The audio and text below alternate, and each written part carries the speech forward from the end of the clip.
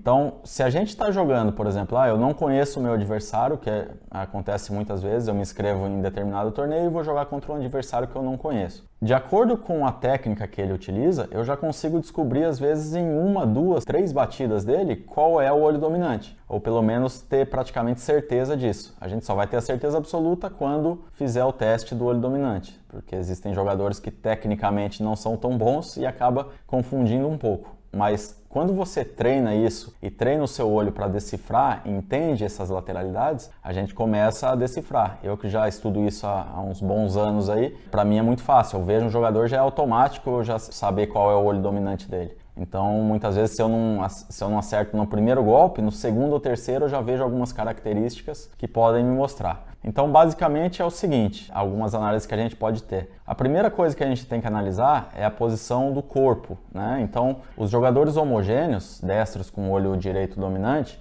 ou canhotos com o olho esquerdo dominante, eles se colocam, na hora do forehand, eles se colocam numa posição um pouco mais frontal. A cabeça está numa posição mais frontal e muitas vezes eles se abrem antes de golpear a bola. E acabam utilizando muitas vezes também uma empunhadura um pouco mais virada, às vezes mais perto da western. Ou uma coisa que também pode até às vezes enganar a gente é o seguinte, tem alguns jogadores homogêneos que são ensinados a aguentar a cabeça aqui na hora do contato com a bola. Então eles vão acabar fazendo o quê? Utilizando uma empunhadura mais eastern e pegando a bola um pouco mais ao lado do corpo, né? Então muitas vezes isso acaba dificultando a gente a descobrir qual é o olho dominante. Só que a gente não tem só o forehand, a gente tem também o backhand. Então a gente analisa um conjunto de informações. Quando a gente vai olhar o backhand, a gente vê da mesma maneira. Se ele tem uma empunhadura um pouco mais eastern de forehand, pega a bola um pouco mais à frente do corpo, aguenta o corpo aqui numa posição mais lateral, né? Isso tudo é um indício que ele tem o olho direito dominante, que o olho dominante dele está aqui na frente a hora que ele vai golpear o backhand.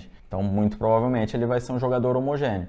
E se ele for utilizar um backhand de uma mão e pegar uma empunhadura um pouco mais perto da continental, né, para deixar a bola entrar um pouco mais, ele vai muito provavelmente ser um jogador cruzado, porque o olho dominante dele é o olho esquerdo e ele vai deixar a bola entrar um pouco mais aqui ao lado do corpo. E no saque também, o jogador cruzado normalmente ele aguenta a cabeça um pouco mais olhando aqui para cima na hora do contato com a bola. O jogador homogêneo ele já se abre um pouquinho, muitas vezes, e vira a cabeça antes de fazer o contato, ou no momento do contato ele já está numa posição aqui mais frontal. Então, quando a gente vai repetindo isso e analisando, começando por vídeos e depois tentando analisar os nossos próprios vídeos e de outros jogadores, a gente vai treinando os nossos olhos e a gente consegue ir desenvolvendo e decifrando isso mesmo sem fazer o teste com esse jogador. Mas isso é uma coisa que ela é treinada, a gente não vai sair, depois de assistir esse vídeo, a gente não vai sair acertando 100%. Nem eu que já tenho mais experiência nisso acerto 100%,